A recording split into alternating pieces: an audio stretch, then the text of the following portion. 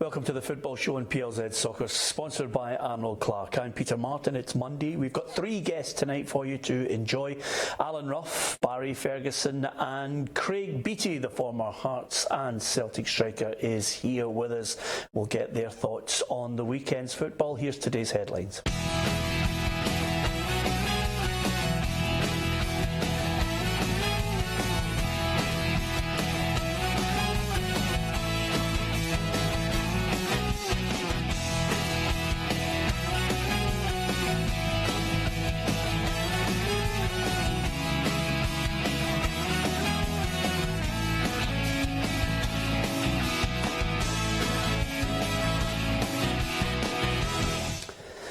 Yeah, lots to talk about, lots to get our teeth into, some interesting games over the weekend, and of course great to see Ruffy and Barry here with us. Craig has been drafted in today just basically to lighten the load because Kelty were knocked out of the cup and Thistle lost to Alawas. So, Beats, was there anything positive that happened to you over the weekend? Yeah, we had a good result on the weekend, in the next round of the cup. We'll look at the third round of the cup shortly, but let's have a look at what happened in the Premiership.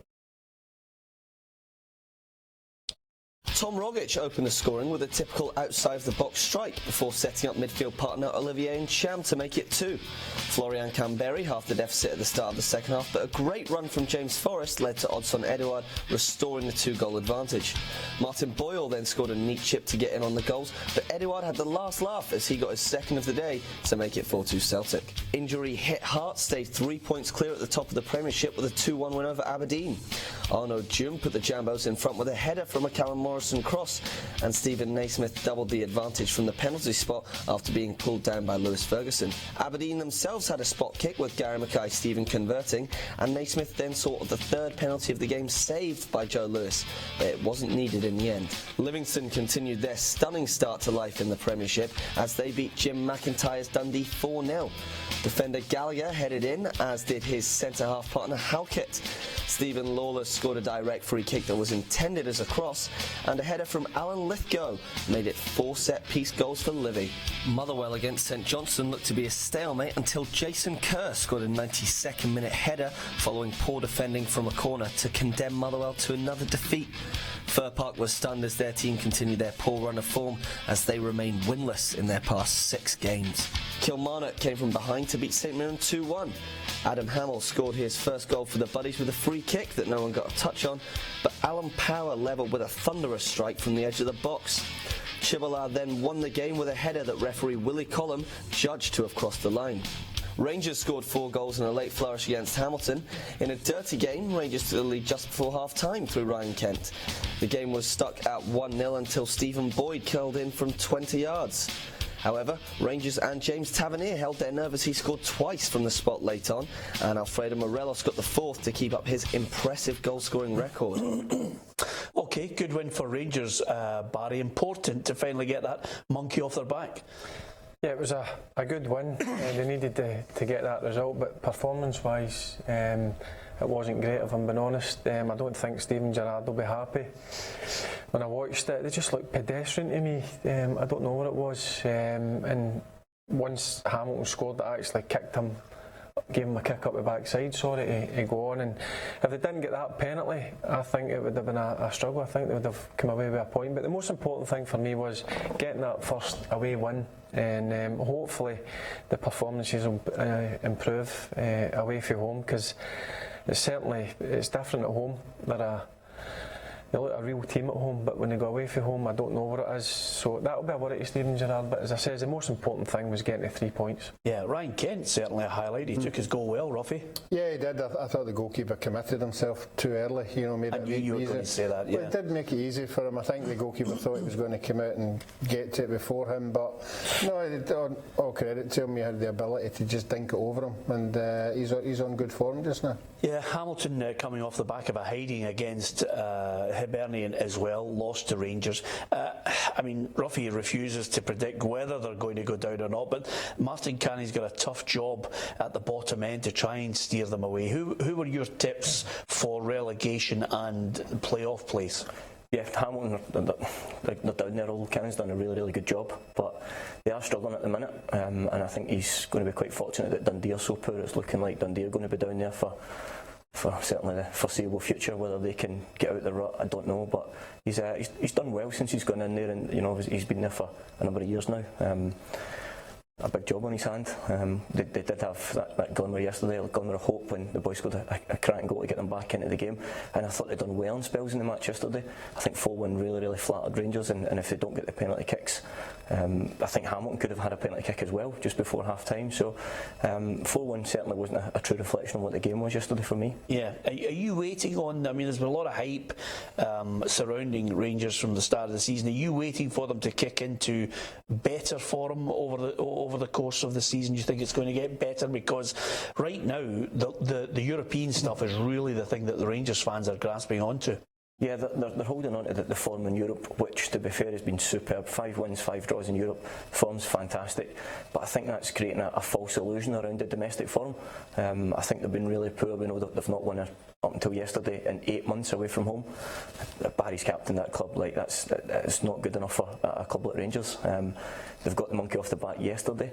But the European form's most certainly putting a more positive spin on the domestic form. Yeah, well, if anything, Ruffy, I was at Tynecastle to watch Hearts against Aberdeen. The Hearts were impressive in the first half.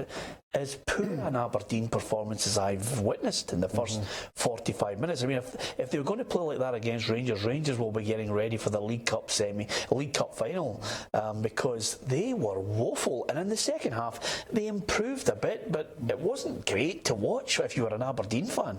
No, I think that's Derek's problem this year. There hasn't been any consistency at all. He'll probably tell you there's been a lot of key players have been out at significant times.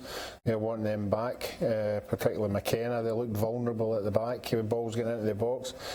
I mean, I know you were at the game. I only saw the highlights. I thought Hearts were a bit fortunate in certain occasions. I don't know if it was a penalty, the first one, when Naismith slipped and the boy fell down. So they get the rub of the green.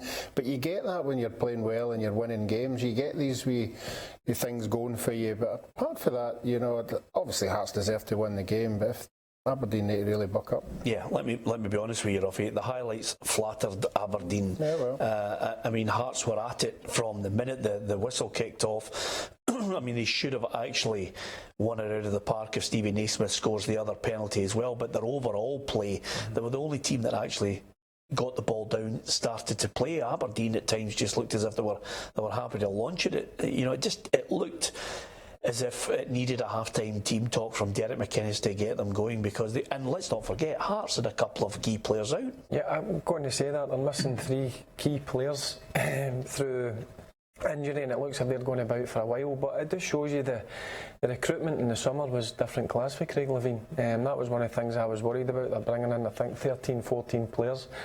Guys that I've not heard of, if I'm being honest with you, quite a lot of them, but they've settled in really well.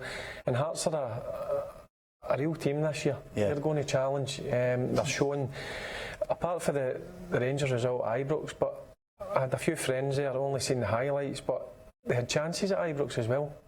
So they're going to be a real force. But Aberdeen, I'm sure, especially that first 45 minutes, Derek will be disappointed in that performance, because you can't, listen, Hearts at home, you've got to be up against them, you've got to be prepared to match them. And Aberdeen never done that in the first half. Yeah, I'm going to get Craig's thoughts on Stevie Naismith in a minute, but I have to tell you, Barry, and I think it's important, I decided to watch at close hand Stevie Naismith, and you've lost your title because he is one moaning face so-and-so, I have to say, Ruffy. And in a positive sense, if you are a Hearts fan, if you were any fan, if he'd signed for your club, you'd love it. He moaned at every one of his team. He tried to referee the game consistently. I mean, how the referee never booked him for every decision, and he held the ball up, he brought other players into the game, and then what he did, which I thought was absolutely fantastic, and I had a chat with him afterwards, he gave your nephew pelters. I mean, he was at Lewis Ferguson nipping away at him, then he switched to Mikey Devlin, then he moaned to the ref to see if he would book the both of them. It was unbelievable. Yeah. It was like you reincarnated. It wasn't a penalty, let's be honest. Yeah, it was lucky. Listen, he's a clever player, and he's played with him for a number of years. And he was like that when he came up for Kilmarnock. He always had that wee bit. He's a winner. Even in training and games, he was always desperate to win, always moaning. He just wasn't as bad as me back then, but he certainly took over. He's got the title badge, believe me. And you know the one thing about it, Craig, you know, that's the type of player fans, if you've got him on your side, you love him. Yeah, absolutely. You know, watching him from the stands, he inspires people around him. He puts a bit of fear into his own team, and he probably puts a little bit of fear into his opposition.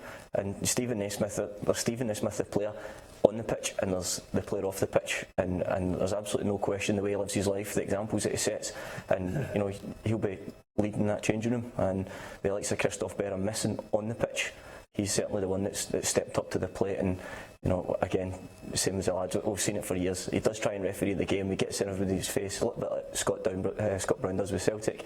But he's a huge influence. Yeah, I can't wait to see the semi-final at Murrayfield. It's going to be absolutely cracking. As far as Celtic are concerned, they'll be at Murrayfield for the early kick-off on Sunday, but they had a 4-2 win over Hibernian. It was undoubtedly a claim for game of the day, and boy did it live up to the billing, Ruffy. 6 goals. Celtic hit the post, 4 or 5 times, hit the bar as well. Just a great advert for our game. Yeah, I have to agree with Neil Lennon. All credit to Hibs as well, and making that a game. You know, they didn't sit in. They made it attractive football, end-to-end stuff, plenty of goalmouth incidents. If you're supporters of any team there, you certainly got your money's worth. But certainly going forward, Celtic were, as we know, on fire. I think James Forrest was pivotal to that. You know, he was creating havoc. And saying that, you know, Celtic still lost 2 goals. You know, the defence is still not, you know, what you would expect to be at home. But if you're scoring 4 goals, that takes the pressure away for the defence. Yeah, and rather ominously, the manager Brendan Rodgers reckons the team are now just starting to get through the gears. I think we've all seen the sort of development of the team. I think in the summer I mentioned before, you know, we stood still as a club. We should have really went into another gear. So we didn't do that. And obviously now we're starting to move again, you know, and we're starting to play with that quality and that level that I know we can play at. So, but it's the work the players are putting in. You know, we've never been frustrated with them. It's always important to work and continue to believe in and never doubt how you work and how you play. And I think, like you say, slowly we're getting to that level. Yep, that's from a Celtic perspective. As far as Hibernian are concerned, well, as ever, Neil Lennon, top drawer in an after-match press conference. He didn't miss it with regards to the defeat against a side that clearly they can't compete with financially. I'm sick of hearing this title contention sort of stuff. They've got a budget of 16 million quid. They've got a £9 million striker. I've got free transfers and rejects from other clubs who are playing brilliantly for me. I'm really pleased with what I saw second half. But over, you know, a 38-game season, it's very, very difficult to maintain that consistency, especially against the quality that we face today. And when you are playing against 12 men as well, it's very difficult, because I thought the referee was abysmal. How Bankovic doesn't get a yellow card, and McGregor does, is beyond me. He's taken Heinemann completely out of the game. We get a free kick on the edge of the box, no yellow card.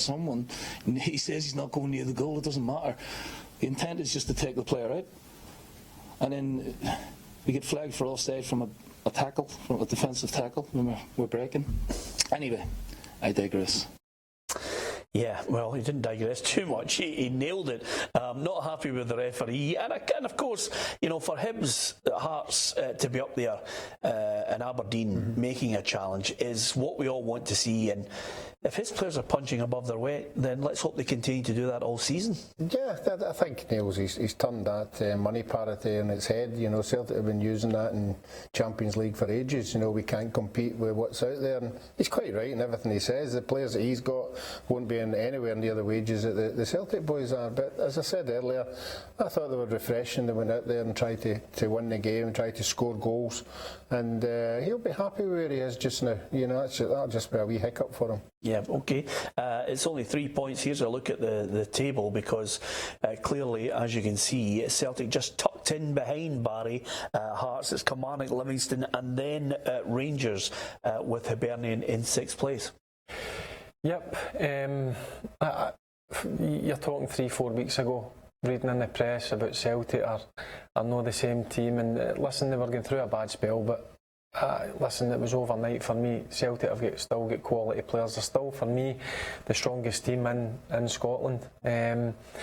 And they've proven that over the last couple of games, beating St Johnstone 6-0, and then I thought, especially the first 45 minutes against Hibernian, the first 20 minutes they blew them away. But same as Ruffy, Hibernian, I've got to take my hat off to Neil Lennon. I honestly think they're 2 or 3 players away from mounting a serious challenge. That's how good I think Hibs. 2 or 3? Yep, I think they're 2 or 3 players short, and if he can try and recruit them in January, they'll certainly be up there along with Hearts and Rangers. Yeah. Do you not think maybe I understand where you're coming from? I still think, I'm not going to mince my words here, I think Celtic will win the league by 10 points minimum, because I think man for man they've got a stronger squad. Yep. I'm not going to change from that, and I still think they'll sign players. But I agree with what you're saying. Do you not think that's the case? I think Rangers need to sign 2 or 3 players to become the real deal. But if Hearts or Hibs or Aberdeen could somehow, and I'm not asking them to go into any kind of financial difficulty, if they could find 2 or 3 gems to supplement that squad, then we really could have something a wee bit nervy. I think the 3 clubs you mentioned there, Hearts, Hibs and Aberdeen, they're financially sound clubs. So I do think they'll go out in January and try and recruit, the same as Celtic will and the same as Rangers will. So it's great for Scottish football, it's great for the league that these teams are all challenging at the top, because as we said, Hearts for me have been fantastic. Hibs, Celtic now are starting to come into better form. Rangers are at least better than they were last season, and don't really like Kilmarnock and Livingston. What about Craig's thoughts on Rangers? That I think, if anything, Europe is maybe just taking away the fact that they're not firing in all cylinders. I've not got a case of gradual progression for you. Yep, I've not got a concern with the home form. It's the away form that, if you look at the Motherwell game, Livingston game, and certainly watching it yesterday, I was disappointed in it. Like, even for the word go, it was flat, it wasn't quick. They're a total different animal at home. They need to, for some reason, sit down. I don't know whether it's a psychological problem or whatever, and you can't use pitches and stadiums as an excuse. These players have played it, these sort of stadiums before. They need to sort it out quickly. Listen, at the end of the day, they got the monkey off the back, as you says, but they need to certainly improve their away form. Yeah. Kelly, another good win, and again come from behind, Ruffy.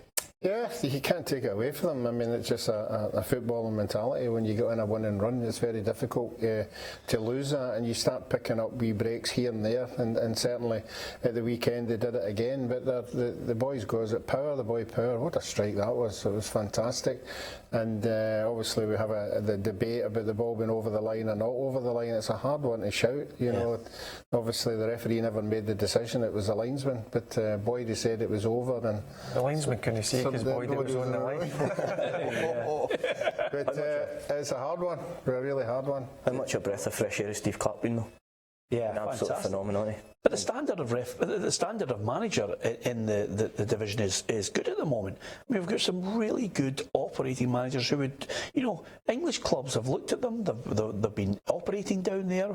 I think we've got a good standard of manager. And again, you get a situation here where we've also got a team that Barry mentioned that nobody would have even considered being up there. They've got a style that I hold my hands up and say, well done, the Livingston fans, for buying a season ticket.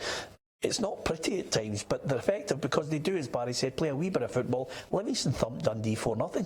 Yeah, free scoring. Doing really well right up there.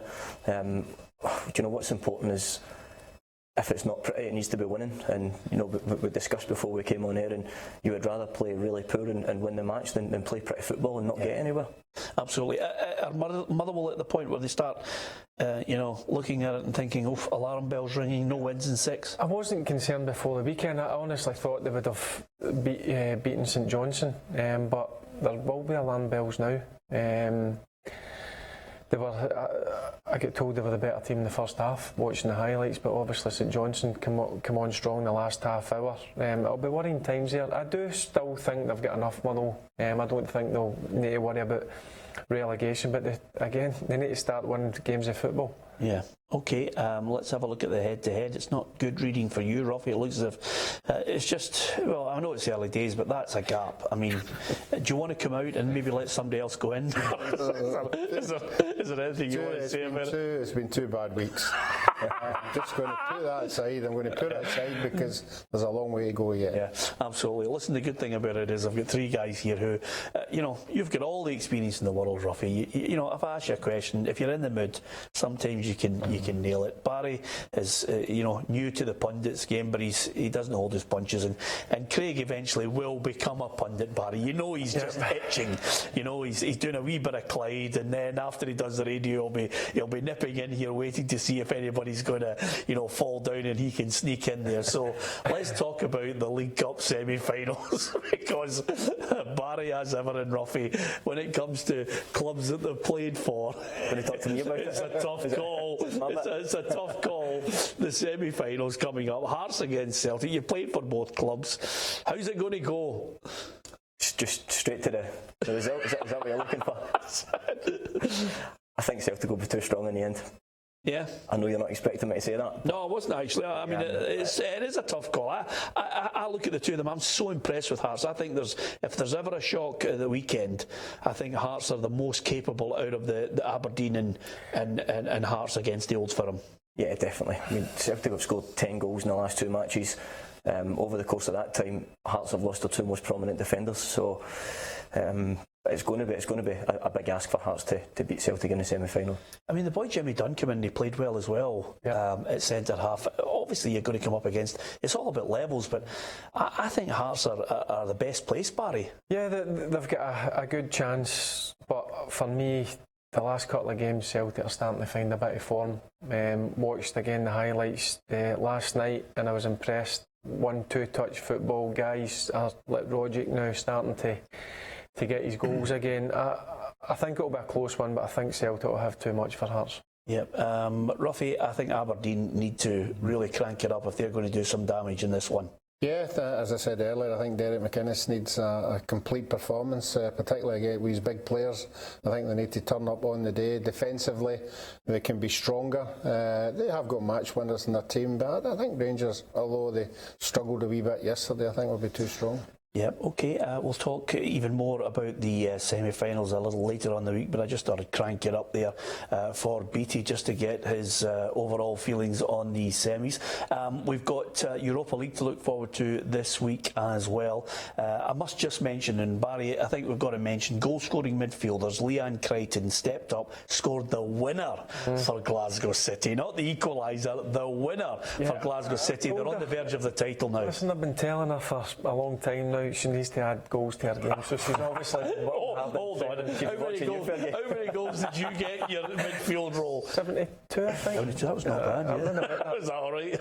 It's not, but she's obviously listening, so it's good that she's taking the advice. Yeah, it's good to see. Well, listen, Hibs had their moment last week, but the girls from Glasgow City have responded, Ruffy. Yeah, they bounced back for the European tie. That must have been a disappointment against Barcelona, but no, they came up good, and she was in the right place at the right time. Yeah, absolutely. Well done to the sponsors. Betfred, they've extended to 2019-20 their sponsorship of the League Cup. We need money coming into the game, and we can certainly welcome them for another season in their sponsorship of the League Cup. The semi-finals all through the week. We will continue the build-up. We'll also look at the Europa League games as well, and as ever, just ahead of Rangers taking on Spartak Moscow. Spartak Moscow have sacked their manager. We'll get Barry's thoughts on that ahead of the big game as well. Thanks to Craig Beattie. He was absolutely magnificent. He hasn't taken off his top, which is a bonus on this show, let me tell you. From Barry, Ruffy and myself, thanks for watching.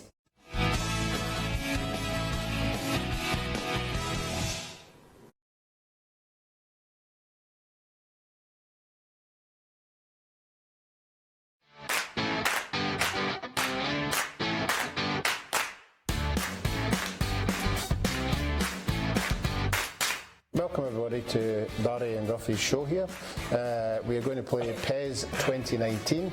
As you know, we have to select two sides. I have picked Coca-Cola from the Mexican League, and Barry has picked Barcelona.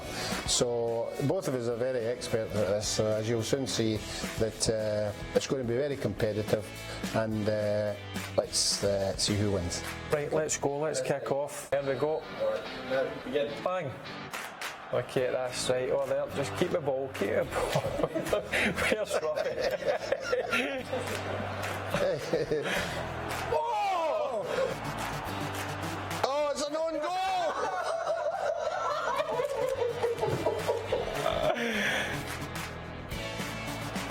Oh, Messi. shoot! Oh! What's that clown doing? Coutinho, there we go. Lovely. Hey, come on, Ruffy. Pass. That's better. Oh, I'm not even doing in here. Who are you passing to? Going half him and two. Half him. That's By it. the way, that's not right. This thing's vibrating. There's something in this. Superb. Magnificent. Battered you. We've had a chance to play PES 2019. Now it's your chance. All you have to do is like and share. For your chance to win an Xbox in PES 2019.